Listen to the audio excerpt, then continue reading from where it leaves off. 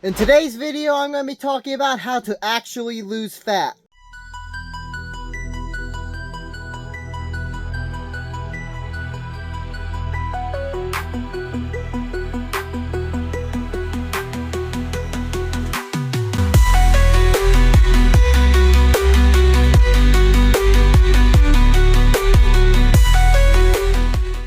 So the first thing that most people need to know is that studies show that the majority of diets tend to fail after the diet is over.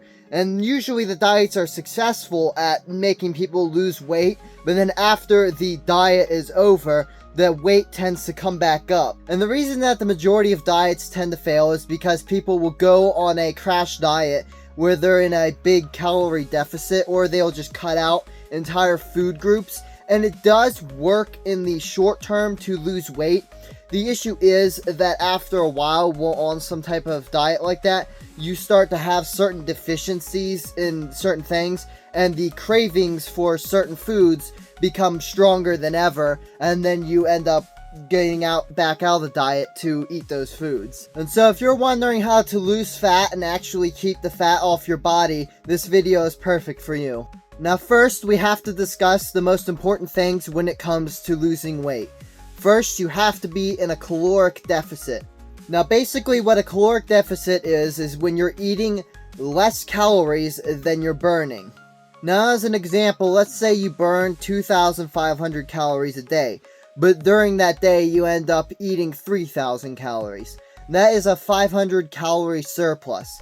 But instead, if you only ate 2,000 calories, that would be a 500 calorie deficit. And if you sustained a 500 calorie deficit every single day, you would lose on average 1 pound per week. Now, as you lose weight, it becomes harder and harder to keep losing weight, because as your body weight goes down, your metabolism adapts and you actually burn less calories than you were before. Now, there are two things that you can do when this occurs. You can either keep eating the same amount of calories you are and just have the weight loss slow down, or you can eat less calories in response to your adaptive metabolism. Now, there are three things that are primarily important when losing weight, and that's being in a caloric deficit, eating enough protein, and weightlifting.